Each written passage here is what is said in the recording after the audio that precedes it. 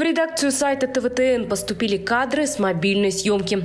На них мы видим перегруженное движение транспортных средств по улице Крупская. По словам очевидцев, подобная ситуация на этом участке движения возникла и продолжает действовать с момента закрытия на ремонт улицы Чернышевского.